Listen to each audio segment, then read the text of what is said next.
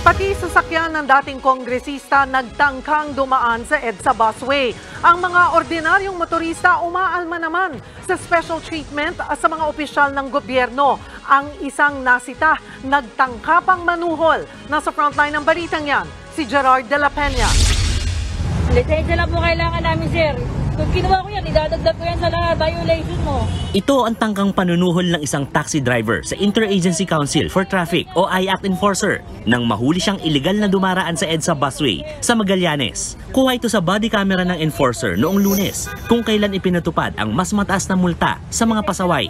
Inipit ng taxi driver ang 500 piso sa kanyang lisensyang papel kapalit ng hindi pagbumulta ng 5,000 sa unang paglabag. Pero hindi ito umubra. Hindi umubra, sir. Huwag niya yung ganyan. Huwag niya pong ganyan yung gagawin niya sa lahat ng enforcer. Kasi hindi lahat ng enforcer, ganyan. Sa huli, hiningi ng enforcer ang resibo at rehistro ng sasakyan, saka tinikitan ng driver. Ipinaubaya naman sa pulis ang violation ng driver para sa tangkang panunuhol. Sa ikatlong araw ng mas mataas na multa sa iligal na pagdaan sa EDSA busway, pinilit naman ng sasakyan ng isang kongresista na makasuot sa bus lane sa bahagi ng Cubao. Ayon sa MMDA, sinabi ng driver na pag-aari ito ni dating Ako Bicol Party List Representative Christopher Co. Pero hindi rin umubra. Pag-check namin ng protocol plate, 17 Congress. So paso na yon, 19 Congress na tayo. Gusto na namin i-check kung nandun si Congressman. Wala naman laman, driver lang. So tinanong namin kung anong ginagawa niya sa busway, naghatid daw siya ng bata. Hindi naman po pwedeng gawin yung gamitin ang busway para sa ganung bagay.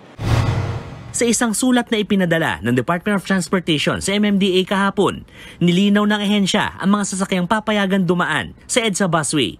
Kabilang ang city buses, ambulansya, truck ng bumbero, mga sasakyan ng PNP at ilang sasakyan ng gobyernong may kinalaman sa EDSA busway project. Papayagan din ng presidente, vice-presidente, Senate President, House Speaker at Chief Justice. Ang mga motorista, dismayado sa tila special treatment ay binibigay sa mga opisyal ng gobyerno.